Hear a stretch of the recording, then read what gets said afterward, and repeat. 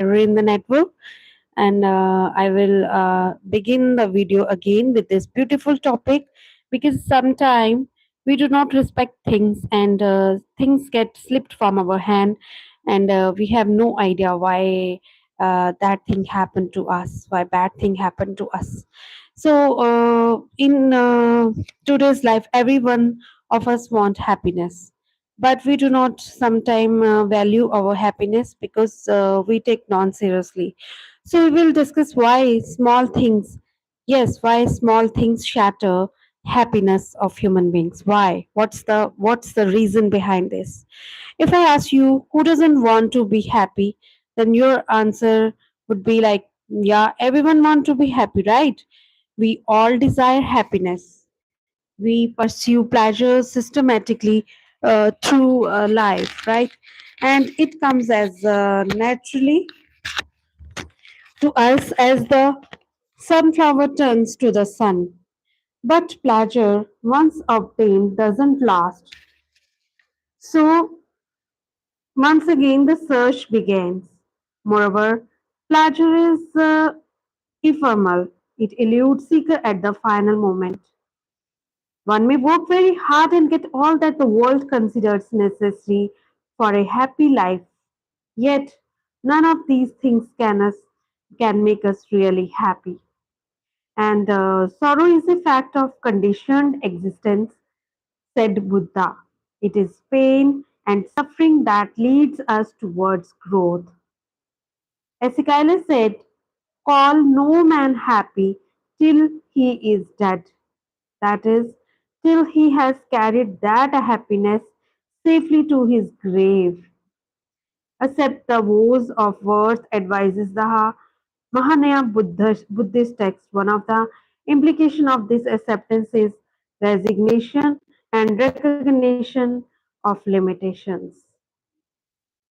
Having trying our best to change the situation, we must then learn to resign contentment.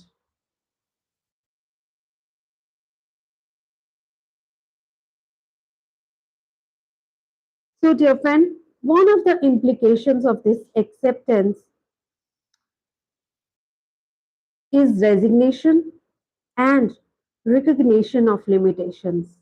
Having tried our best to change the situation, we must then learn to resign. Contentment cannot come by looking at those who have more than we have. More than we have, it comes when we try to look at those who are worse off, who are less fortunate, who are than we are. A Christian saint said, I cried for boots until I saw a man who had no legs. The more things we require for being happy, the greater our chances for despair and disappointment.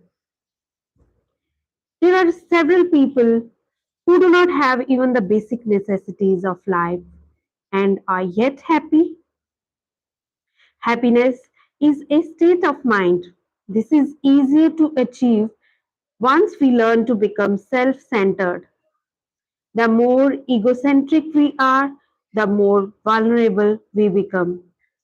Even a small thing, yeah, a small thing can change everything of us in a second.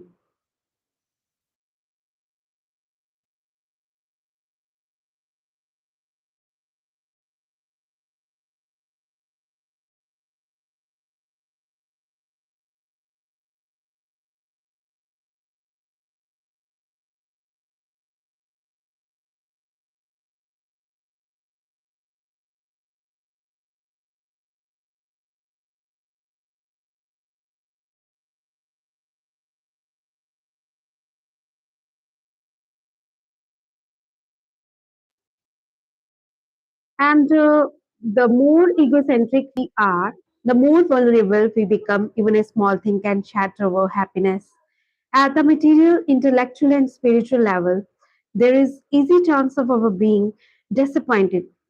So long as we are egocentric, it may be something as petty as not being invited to a lunch party, or if a colleague gets a promotion and we do not, we become unhappy, or if another person is judged kinder and nobler than we are, even then we tend to become jealous.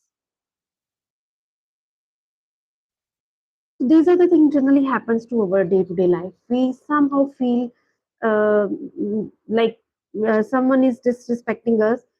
It's the picture of that person in our mind, and statistically,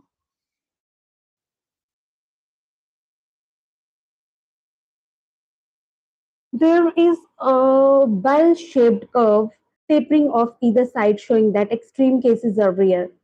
So, extremely good or extremely bad people are rare. We need to cultivate Mudita our sympathetic joy. If our friend or neighbor is happy, then it should fill our hearts with joy as well. Cultivate detached attachment since everything is transient. In our happiest and saddest moments, we must remind ourselves this too shall pass away.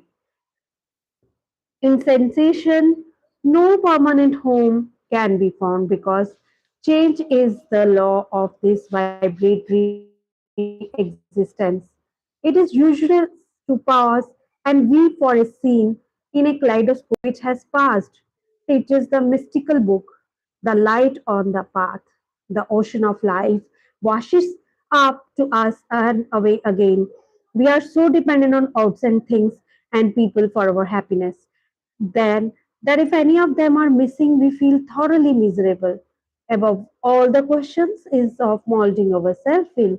The way to inward peace is in all things to conform to the pleasure and disposition of the divine will. If we want lasting happiness, we must be prepared to surrender pleasures of prayas or smaller worth for pleasures of shreyas or greater worth. True happiness comes about when even for a moment we forget ourselves, making it possible for us to establish contact with our higher nature, the divinity within. When we are admiring a painting or listening to a piece of music or observing the sunset, we do forget ourselves for those moments. We sometimes experience the bliss even we meditate, and we also experience this happiness when we forget ourselves in helping someone or in doing good works without any self interest. So long as we searching for happiness, we are bound to unhappy. But when we cease making happiness our goal, we shall definitely experience it as a kind of the product. So, guys, if you like this small lesson, like a small message, don't forget to share it with your friends.